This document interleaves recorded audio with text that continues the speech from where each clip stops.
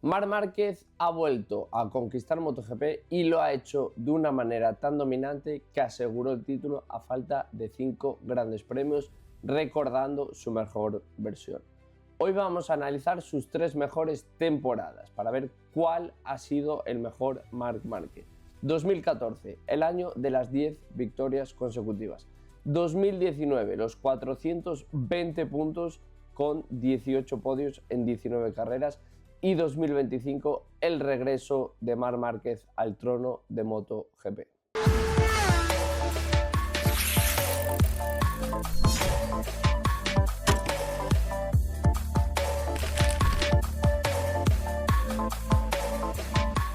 Bienvenidos al canal. En este primer bloque del vídeo vamos a analizar los números de Marc en sus 3 mejores temporadas, la 2014, 2019 y 2025. Empezamos por 2014, 18 grandes premios, 362 puntos con 13 victorias, 14 podios, 13 poles, 12 vueltas rápidas, 214 vueltas lideradas y con 3 caídas, aunque solamente en una carrera no puntuó.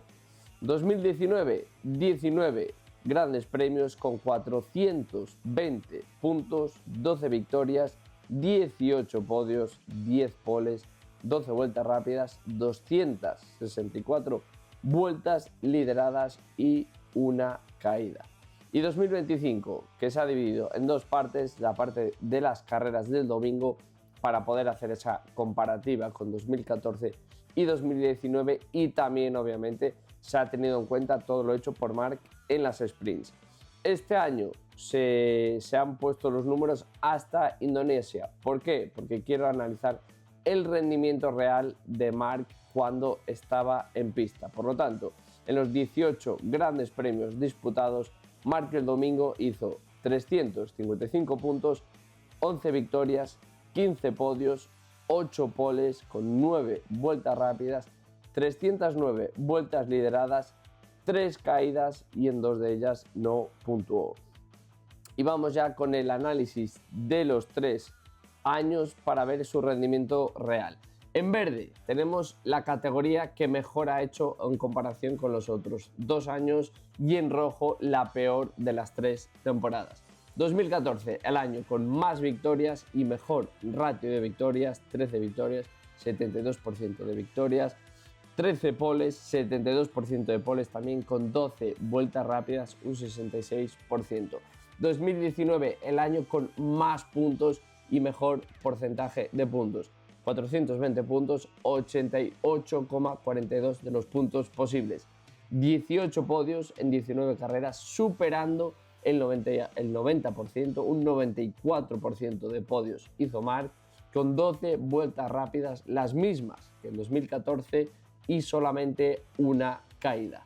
Y en 2025, Marc hizo mejores números de podios que el 2014, con 15 podios, superando el 83% de los puntos, y lideró en vueltas lideradas, pero sobre todo lo impresionante de Marc son los números del sábado.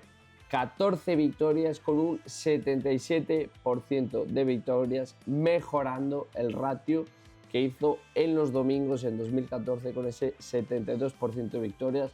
Por lo tanto, muy impresionante lo que ha hecho Marc esta temporada en los sábados, y también con 16 podios, un 88% de los podios, solamente por debajo del 2019. Para entender la temporada del 2014 hay que volver al final del 2013, cuando Marc Márquez lograba su título de MotoGP en la temporada rookie, jugándose el año con Dani Pedrosa y Jorge Lorenzo, 2 leyendas de MotoGP. Habiendo roto todos los récords de precocidad, llegábamos a ese 2014 con la pregunta si teníamos a un piloto que dominaría una nueva era. Y empezaría el Mundial en Qatar con una pelea preciosa entre Marc Márquez y Valentino Rossi, la primera victoria de Marc esa temporada, con caída de Jorge Lorenzo, el campeón del mundo del 2012 y el hombre con el que Marc Márquez se batió en Valencia de 2013. Circuito de las Américas para hacer la segunda victoria de Marc con más de 4 segundos de diferencia con Dani Pedrosa y llegaríamos a Argentina, de nuevo victoria de Marc frente a Dani Pedrosa y dejaba esta sensación en el paddock. A partir de la tercera victoria consecutiva, yo empecé a decir, cada vez que pasaba por meta, Márquez 4, Márquez 4, Márquez 4, ganaba en Le Mans, Márquez 5, Márquez 5, Márquez 5. O sea, resaltaba mucho el número, porque creía que estábamos... O sea, tuve esa sospecha de que estábamos viendo algo especial y creía que las victorias consecutivas eran su carta verdadera de presentación en este Mundial. Después de la victoria de Marc en Francia frente a Valentino Rossi, llegaríamos a uno de los momentos críticos en Italia, jugándose la victoria con Jorge Lorenzo entrando prácticamente a la vez en meta y teniendo una diferencia de 0,121 milésimas frente a la Yamaha de Jorge Lorenzo. Llegaríamos a Montmeló, también un circuito con una batalla preciosa entre Dani, entre Jorge y entre Valentino Rossi, que sería segundo entrando a menos de un segundo de Marc Márquez. Llegamos a Assen, victoria bajo la lluvia, dominio total, y en Alemania tendríamos un flag to flag con todos los pilotos empezando desde el pit lane. Y llegaríamos a la 10ª carrera, victoria en Indianápolis frente a Jorge Lorenzo con 1,8 segundos, dejando y cerrando esa etapa de 10 victorias consecutivas antes de llegar a Brno, donde Marc Márquez salía en la pole y sucedió esto. ¿Qué ocurrió? Que cuando tiene el neumático defectuoso en Brno, y bueno, esto es anécdota, ¿no? Y queda, por primera vez no gana, yo recuerdo ir al Hospitality de Repsol, que comíamos siempre los domingos, teníamos nuestras rutinas, y el domingo comíamos con Ángel allí en Repsol. Y la gente de Repsol estaba contenta porque había ganado Dani Pedrosa.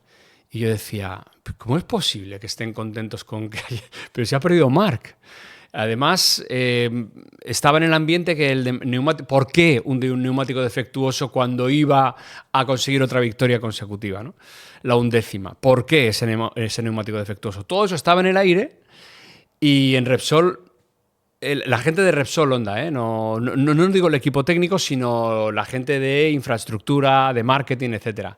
Era como, qué buenos somos que cuando no gana Marc, bueno, gana Dani. Yo aquello no lo entendí, porque para mí fue verdaderamente un palo que no ganara la 11ª consecutiva.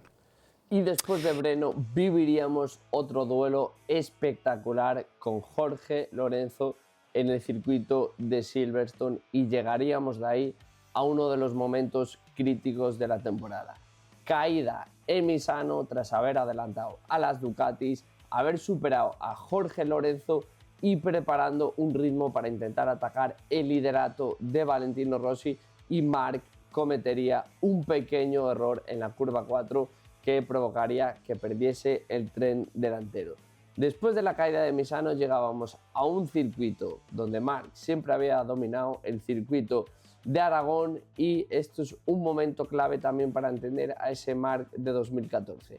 Llegó la lluvia, estaban en la lucha por la victoria Marc, Jorge y Dani, y cuando Jorge Lorenzo entró a cambiar a box la moto, para poner la moto de lluvia, a falta de poquitas vueltas, Dani se fue al suelo, Lorenzo entró en la vuelta 20 de 23 y Marc continuó en pista. Esta decisión hizo que en la vuelta 21 se fuese al suelo, acabaría levantando la moto, acabaría yendo al box para hacer ese cambio de neumáticos a moto de agua, pero finalmente la victoria sería para Jorge Lorenzo y Marc Márquez solo se llevaría 3 puntos. Momento crítico porque creo que Marc en esa temporada se sentía invencible y que solamente una circunstancia como ese neumático defectuoso de Brno que finalmente comprobaron en un test después de ese fin de semana eran los únicos momentos en los que se le podía batir a Marc.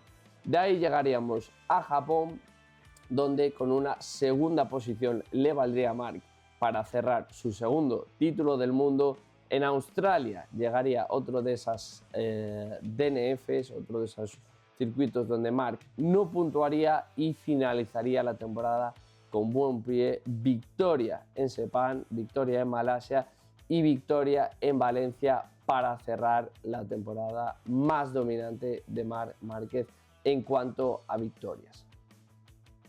Con este segundo título y de la manera en la que lo hizo, Marc Márquez confirmaba que había un nuevo sheriff en MotoGP. En este Mundial de 2014 también pasó una cosa, que nosotros al plantear los programas de Telecinco, las previas, había gente de la redacción que decía, ostras, como Marc gane todo, vaya desastre. Y yo decía, no, un momento, miremos cómo ha ganado. Y realmente ganó desde la pole, con mano a mano al final, en seco, en mojado, en circuitos. Entonces el carácter de la moto y el circuito eran más definitivos, o sea, estaban más diferenciados que lo que hay ahora. Entonces había claramente circuitos para Honda y claramente circuitos que le iban mal a Honda. Y ganaba en todos. Es decir, hizo un abanico de victorias en la que englobaba todo, desde la pole, desde no pole, con remontada, sin remontada, con victoria en última curva, con mojado, seco, todo el ratio de victorias que te puedes, con flag to flag, o sea, todo el ratio de victorias las tuvo Márquez en esas 10. Y eso para mí fue un sello en su pasaporte de piloto de MotoGP, que ahora mismo ya es una leyenda en activo, pero fue el año en el que dijo, yo seré un piloto dominador.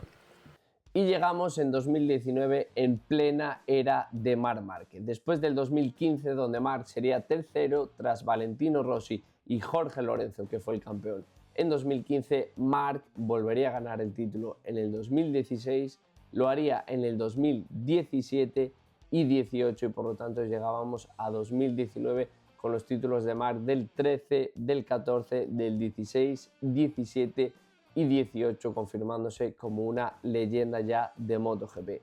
En 2017 y en el 18 sería Dovizioso con su Ducati la alternativa y el piloto que fue subcampeón del mundo en esas dos temporadas, y por eso Dovizioso fue el piloto que se jugó la victoria y que batió a Marc Márquez en Qatar en un circuito muy favorable a la Ducati, batiendo a Marc por solamente 23 milésimas. Llegaríamos a Argentina con una victoria aplastante, dominio absoluto de Marc con 9 segundos de diferencia, con Valentino Rossi, pole y vuelta rápida incluida. Y llegamos al circuito de las Américas, al circuito donde Marc siempre había dominado, había hecho la pole y se iría al suelo liderando, el único error de Marc Márquez en esa temporada. En Jerez, victoria frente a Alex Rins. En Le Mans, pole y victoria con Andrea Dovizioso en segunda posición. Mugello, tuvimos una batalla espectacular con Marc luchando contra las dos Ducati, la de Andrea Dovizioso y la de Danilo Petrucci, que se acabaría llevando la victoria por milésimas. Y en Barcelona, Marc recuperaría esos 25 puntos, ganando por delante del joven piloto Fabio Quartararo. En Assen llegaría la victoria de Viñales con una distancia considerable, pero es que Viñales obtuvo esa ventaja a final de carrera con el neumático trasero duro, mientras que Marc iba con el blando. Llegaríamos a Alemania, victoria de Marc en Alemania con 4,5 segundos frente a Maverick Viñales, obviamente el circuito donde Marc más ha dominado. Y llegaríamos a Brno, donde para mí es uno de los puntos claves y diferenciador de Marc Márquez. Haría una pole brutal con una situación muy delicada de pista, sacando más de 2,5 segundos al resto de la parrilla, con un circuito mojado, parchado, y Marc haciendo la pole con slicks. Y a diferencia de ese Marc aparentemente invencible de Aragón en 2014, creo que esta es la evidencia de que Marc seguía manteniendo su ADN, seguía intentando hacer cosas totalmente arriesgadas y diferentes, pero a diferencia de Aragón, en Brno, Marc mantuvo la compostura y supo bailar y jugar con ese límite que había superado en Aragón. Victoria en Brno después de esa pole espectacular, y tendríamos el segundo momento crítico de Marc en esta temporada, con Austria jugándose el duelo en última vuelta con Andrea Dovizioso, y en Silverstone también jugándose la victoria con Alex Rins, perdiendo en esas dos carreras y siendo el único momento del circuito donde Marc estaba 2 carreras consecutivas sin ganar. Ese era el dominio de Marc, era tan aplastante que sus peores momentos pasaron por ese error en Austin y en Austria y Silverstone, donde estaría 2 carreras consecutivas siendo segundo. Ese era el dominio de Marc. Victoria en Misano con Fabio Quartararo segundo, en Aragón más de 4 segundos de diferencia con Andrea Dovizioso, y en Tailandia, después de una caída durísima durante el fin de semana, se jugaría un mano a mano con un joven piloto, Fabio Quartararo, para batir al piloto francés y lograr su título ganando.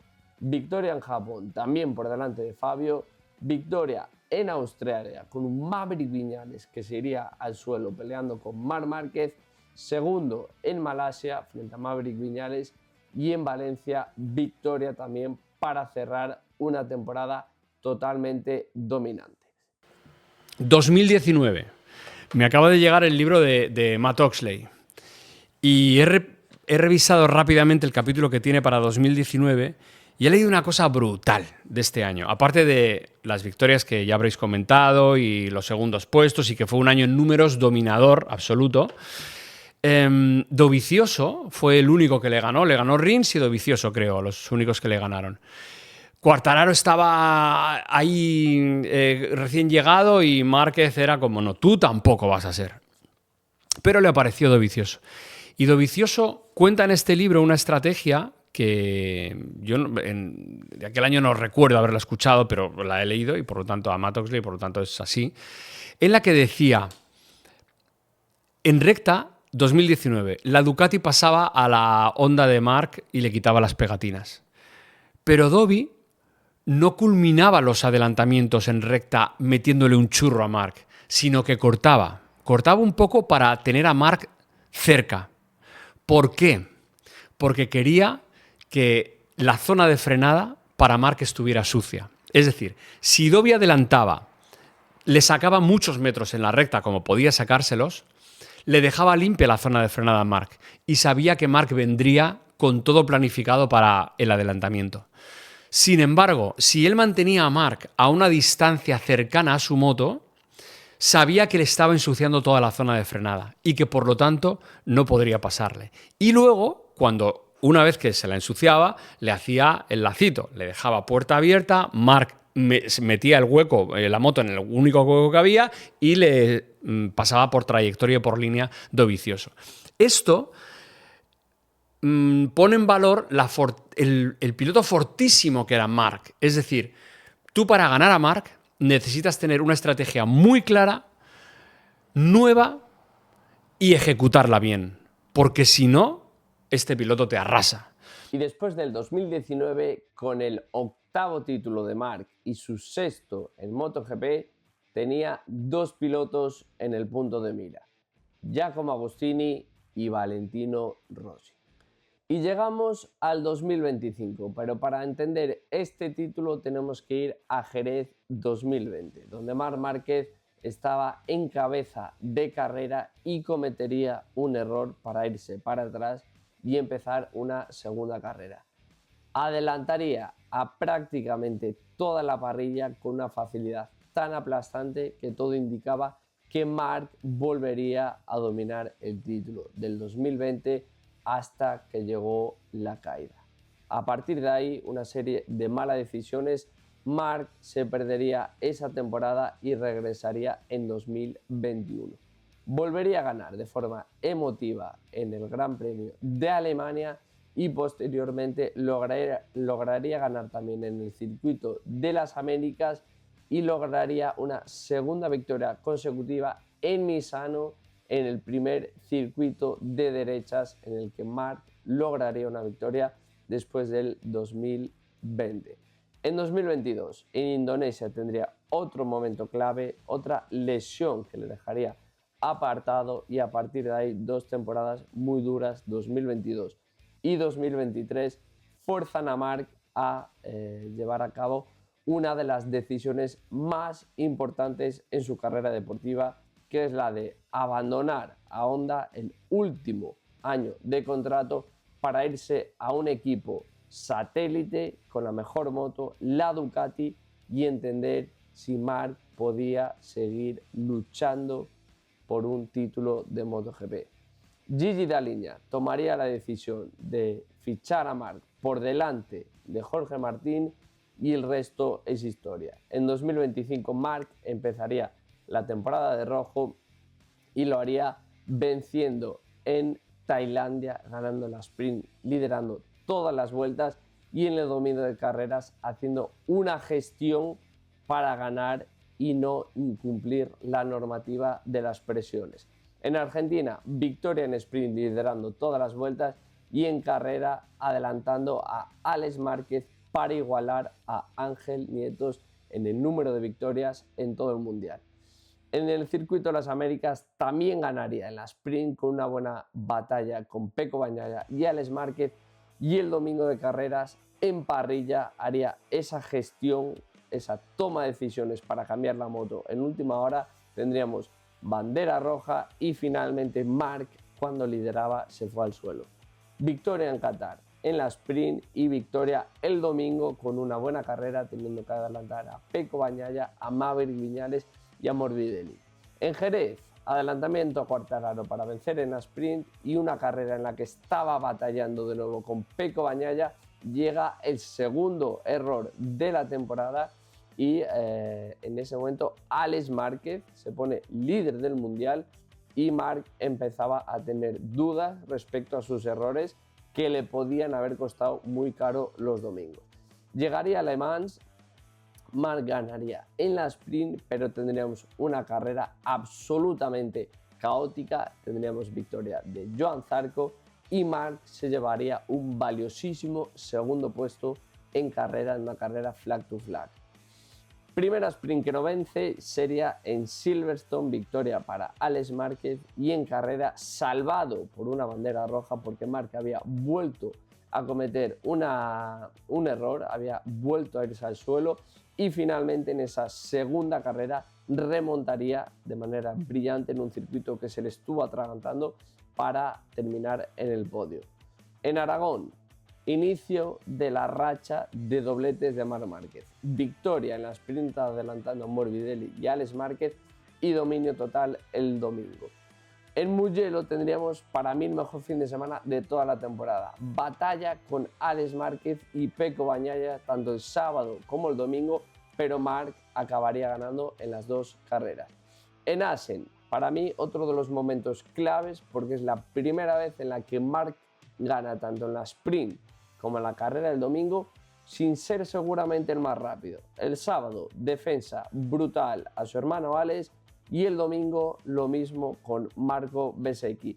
Marc Márquez supo aprovechar los momentos y los puntos en los que era el más rápido en el circuito para defenderse en los que no era tan rápido. En Alemania se colaba en la sprint en una carrera en lluvia y haría una remontada brutal desde la vuelta 1 hasta la última vuelta, donde batería a Marco Bezzecchi, y eso sí, el domingo dominaría de manera aplastante. En Brno, en la sprint, volvió a tener que hacer una gestión de presiones, dejando adelantar a Pedro Acosta y volverla a adelantar al final de la carrera, y una carrera en la que el domingo ganaría delante de Marco Bezzecchi. En Austria, victoria en sprint y en carrera, lo mismo que en Hungría, y en Barcelona llegaría el momento en el que parecía que batirían a Marc, pero Alex Márquez, cuando lideraba, se fue al suelo, y eso sí, el domingo Alex, demostrando que era el piloto más rápido, ese fin de semana pondría fin a la racha de dobletes de Marc Márquez. En Misano, batalla con Marco Bezzecchi y llegaría otro nuevo error, y el domingo todo lo que sucedió el sábado hizo a Marc Márquez tener un extra de motivación para batir a Marco Bezzecchi y celebrarlo a lo Leo Messi. Llegaríamos a Japón con Marc Márquez teniendo bola de título, remontaría en la sprint para finalizar segundo por detrás de Pecco Bagnaia, y en carrera también volvería a remontar para finalizar segundo puesto por detrás de Pecco Bagnaia, que vencería en ambas carreras, y Marc se llevaría el título de campeón del mundo. Llegamos a Indonesia, momento más complicado de la temporada para Marc Márquez, saliendo noveno y acabaría cometiendo un error en la sprint con una penalización después del incidente con Alex Rins, y el domingo de carreras un error de Marco Bezzecchi llevaría a ambos pilotos a la grava y Marc Márquez se llevaría la peor parte con una lesión que le dejaría fuera de competir durante el resto de la temporada y sería el fin de Marc Márquez. Y antes de responder a la gran pregunta, vamos con los dos últimos puntos claves. ¿Qué hizo Marc frente a su compañero de equipo y de fábrica y cuáles fueron sus rivales en la lucha por el título? Vemos como en 2014, 2019 y 2025 tanto el equipo como la fábrica en la que estaba Márquez, 2014 y 2019 Honda, y en 2025 Ducati, fueron campeones de equipos y de constructores. En cuanto al Mundial de Constructores, en 2014 Marc hizo un 84% de los puntos, en 2019 un 98,59% de los puntos. Solamente no fue el mejor piloto Honda en la carrera en la que cometió el error en el circuito de las Américas, y vemos como este año en Ducati hubo más competencia con Pecco Bagnaia, con Alex Márquez especialmente, y Marc Márquez sumaría un 62% de los puntos en temporada total, pero si analizamos hasta Indonesia, el 74% de los puntos.